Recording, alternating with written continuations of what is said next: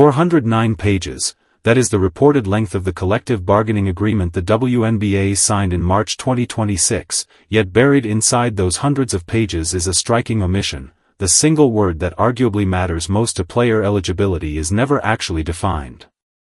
Article 13, Section 1 states that only players who are women are eligible to compete in the WNBA, but the agreement provides no definition of woman and contains no specific language addressing gender identity.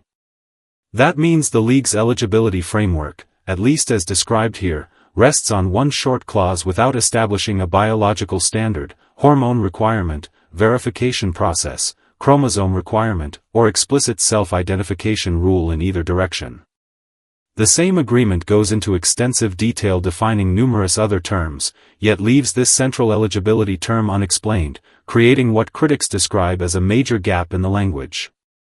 According to this account, 2 retired NBA players examined that wording, consulted attorneys, and decided to test the boundary themselves. The issue also stands out because the WNBA reportedly has no publicly available transgender athlete eligibility policy. Although that absence is not unique to women's professional sports in North America, the NWSL and PWHL collective bargaining agreements are likewise described as lacking specific gender eligibility provisions, with the difference being that those leagues have not faced the same kind of public challenge. On August 7, 2026, former NBA center Enes Kanter Freedom intensified the controversy by appearing in WNBA gear and announcing that he intended to declare for the 2027 WNBA draft, saying his team had examined the league's eligibility requirements and its governing framework concerning self-identification and inclusion. He argued that, under the current guidelines, he could officially declare for the April 2027 draft, and he later pushed the argument further by claiming that if the league's rules effectively allow someone to identify as a woman, then identifying that way should make them eligible under those rules. Freedom stands 6'10", averaged more than 11 points and 7 rebounds per game while shooting above 50% during his time with the Knicks, Celtics, and Trail Blazers, and last appeared in an NBA game in 2022. Whatever opinion someone has about his announcement, the important distinction is that he was not challenging a clearly written policy. Instead, he was challenging what he viewed as the absence of one. And within hours, he was joined by another former NBA player. Royce White, a 2012 first-round selection who played 3 NBA games for the Sacramento Kings, announced on Fox Sports Radio that he too planned to enter the 2027 WNBA draft, saying he sometimes identifies as a woman for the purpose of professional basketball. White's last professional game came in 2018, and he is also campaigning as a Republican Senate candidate in Minnesota, making the political dimension of the stunt impossible to ignore. White said the issue would disappear for him if the WNBA simply made a clear public declaration that men cannot play in the league, but he went further, joking that if eligibility remained based purely on self-identification, even players such as LeBron James could theoretically attempt to enter the WNBA once their NBA careers ended, asking rhetorically who could claim that would not improve the women's game. In other words, the challenge was deliberately provocative, but it was aimed at a very specific weakness in the wording, one important eligibility term that remains undefined. The WNBA's public response initially appeared dismissive, with a league source telling a WNBA insider that the declarations were not being treated as serious draft developments and characterizing them as attempts by bad faith actors to create division and chaos. The message was that nothing was imminent and that the league would follow its established process rather than allow outside publicity to dictate policy. Another league source was even more direct, saying the WNBA would not permit publicity stunts designed to mock or demean people to control serious discussions about league policy.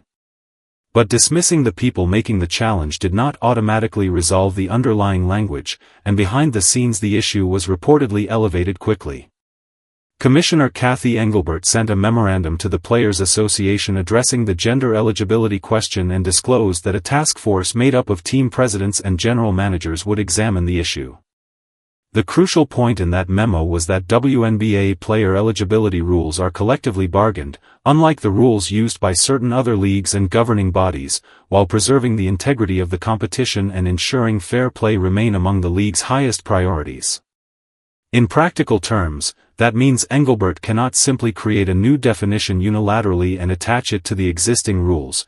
Any significant new eligibility definition would have to be negotiated with the players' union. That becomes even more complicated because the union has publicly condemned hate, abuse, and the demonization of people or groups, including transgender people, arguing that such rhetoric only contributes to fear, division, and harm. The result is a structural standoff. There is an undefined term at the center of the eligibility rule, but changing that term requires two sides to negotiate, and neither side has an obvious reason to concede first. The task force subsequently met on Wednesday, August 12, to discuss the criteria governing eligibility in the women-only league, including the ongoing question surrounding transgender athletes. Afterward, the league released a statement saying the meeting addressed numerous issues, including continued discussions about transgender athletes and the ongoing hate and vitriol directed toward players online, while emphasizing that discussions with all stakeholders would continue in the coming weeks and months. But the most revealing sentence was the task force's conclusion that there were no immediate eligibility matters affecting the WNBA. From an executive perspective, that does not establish a new definition or close the disputed gap. It means the league has chosen not to immediately alter the existing framework and is allowing the controversy to continue without a definitive eligibility rewrite. In effect, the blank space remains, the debate continues, and the league's current strategy appears to be keeping the issue under discussion rather than forcing an immediate resolution. And while the internet focused on the declarations, the arguments, and the political theater, there was another part of the story unfolding beneath the surface, one involving numbers that could turn this from a social media confrontation into a real-world roster question. While the WNBA was still holding meetings and discussing how to approach the issue, a competing women's basketball venture had already taken a clear public position in a single sentence. Project B, described here as a new global women's basketball league co-founded by former WNBA star Alana Beard, told Front Office Sports that it would follow the gender eligibility standards established by the International Olympic Committee and FIBA, with Beard expressing disappointment in WNBA leadership for failing to take a definitive position and questioning where the accountability, integrity, and intentional decision-making were at a moment she described as potentially one of the most consequential periods in the history of the sport. The framework she referenced was presented as anything but ambiguous. The IOC policy described eligibility for female category competition as being limited to biological females, determined through a one-time SRY gene screening, while FIBA announced in April that it would adopt that approach, continue gathering basketball-specific evidence, and not consider transgender eligibility requests while its review continues through the beginning of 2027. That development directly challenges the argument that establishing an eligibility standard is somehow impossible, because the global governing structure of basketball has already selected a framework, while Project 18, as described in the original account, has already reportedly signed 15 players ahead of its January launch, including Sophie Cunningham and Players Association President Nneka Ogwumike, with recent Finals MVP Jonquil Jones also among the names listed. The optics are difficult to ignore. Union leadership and one of the sport's most outspoken players are both associated with a league that has adopted a comparatively strict eligibility framework, while the WNBA continues to emphasize stakeholder discussions rather than announcing a definitive rule. Critics quickly characterize that alignment as bigotry, despite the stated position simply being adherence to standards established by international basketball's governing bodies, creating an argument that seems almost impossible to script.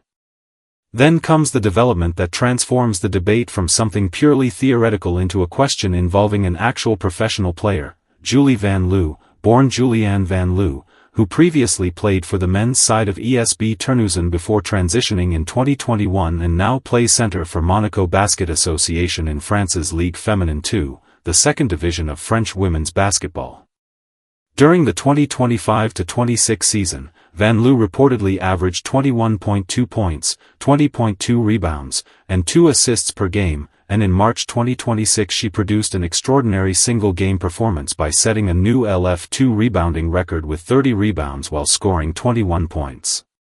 Her season was decorated with major individual honors, including Player of the Year, Defensive Player of the Year, and Domestic Player of the Year, while she also accumulated 15 Player of the Week awards. She is listed at 6'3" and 34 years old, and when asked about the possibility of being contacted, she indicated that she would not automatically reject the opportunity, although she also urged people to remain realistic, pointing out her age and acknowledging that many players are better than she is. The deeper twist is that Van Loo never volunteered to become the central figure in an American political and cultural dispute. According to the account, the controversy reached her only after a sports outlet contacted her directly. That created an unusually difficult situation for the WNBA. If the league chose not to pursue her, critics could argue that its public support for transgender athletes was merely symbolic, but if it did pursue her, opponents could accuse the organization of changing or compromising women's basketball for political reasons. Either way, the league faces criticism, and neither the WNBA nor the Players Association has publicly clarified whether Van Loo would qualify under the collectively bargained women-only eligibility provision.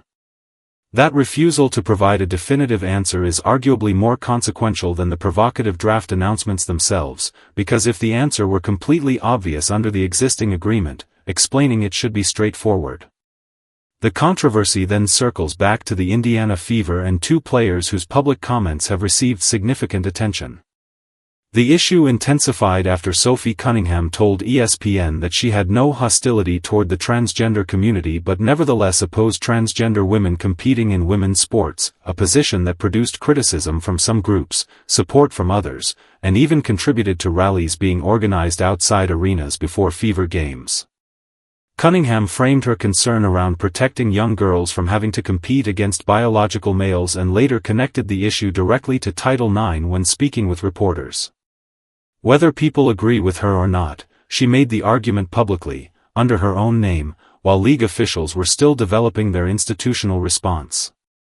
Caitlin Clark offered a notably different but more process-focused answer, saying that leagues and governing bodies should work directly with athletes when determining who should be included in women's sports. That response shifts attention toward the central issue that has been missing from the WNBA controversy, an actual, clearly defined process. At the same time, Indiana's performance on the court continued to stand out while the public debate intensified. On August 11, the Fever defeated New York 106-92, shooting an extraordinary 64% from three-point range by making 16 of 25 attempts and going a perfect 19 for 19 from the free throw line, improving their record to 21-12. Clark recorded 22 points, 4 rebounds, and 10 assists. Kelsey Mitchell scored 28, Aaliyah Boston contributed 19 points and 7 rebounds, and Monique Billings and Cunningham combined for another 26 points. Clark was also averaging career-best numbers of 21.6 points, 3.9 rebounds, and 8.1 assists while playing a career-low 30.3 minutes per game. 3 days before that victory, Indiana defeated Chicago 90-86 in a game where Cunningham was hit hard by DeWanna Carrington, who was ejected after the incident. Cunningham still completed the scoring play after taking the contact to the face before the confrontation nearly developed into a larger altercation. Clark also had an 8th technical foul rescinded, which prevented a suspension. So while the Fever were putting together a strong season, the league office was simultaneously dealing with an increasingly complicated public relations and policy controversy, creating a strange contrast within the same week. As for where the situation ultimately goes, there are 3 realistic paths. First, announcing an intention to enter the draft does not automatically place someone into the official draft pool. Prospective players must still meet the league's formal eligibility requirements and complete the required procedures, meaning the WNBA could theoretically decline to process the paperwork. Second, the dispute could move into the courts. White has warned that preventing him from entering the league could trigger a major legal confrontation and has predicted a significant court battle, although legal analysts have suggested that a judge could closely examine whether the identity claims involved are genuine rather than simply part of a publicity campaign. Third, and arguably the most likely outcome, the league could use the off-season to amend the collectively bargained language and explicitly establish the circumstances under which a transgender athlete could or could not participate, although negotiating an outright prohibition through collective bargaining could prove politically and legally difficult. After examining the underlying documents, the central conclusion presented here is that the draft announcements themselves appear cynical, politically timed, and unlikely to result in either man actually taking the court in the WNBA. That portion of the controversy may ultimately be theater. But the existence of a stunt does not create a loophole, the unresolved definition does. The league and its union have warned against allowing athletes to become political pawns, yet the absence of a precise definition has created exactly the environment in which political actors can attempt to use the league as a battleground. A 409-page agreement contains countless detailed provisions, but one crucial eligibility term remains undefined, and that omission has now become part of the national sports conversation. At the same time, a competing league has publicly chosen to follow an established international standard rather than leave the issue unresolved, while Van Loo's extraordinary 30-rebound performance in France demonstrates that the hypothetical scenario is not merely an imaginary concept confined to social media, it involves a real athlete already competing professionally. Silence can function as a strategy, but only until someone with legitimate athletic ability and a plausible claim forces the organization to make a definitive decision. If that happens, the declaration that there are no immediate eligibility matters could quickly become one of the most difficult statements for the league to defend. And that leaves the central question for the audience: should the WNBA adopt the eligibility framework already being used by FIBA and the IOC throughout international basketball, or should the league negotiate an entirely independent definition with the Players Association? That is where the debate now stands, and the strongest arguments will come from examining the actual rules, documents, and statistics rather than simply repeating headlines.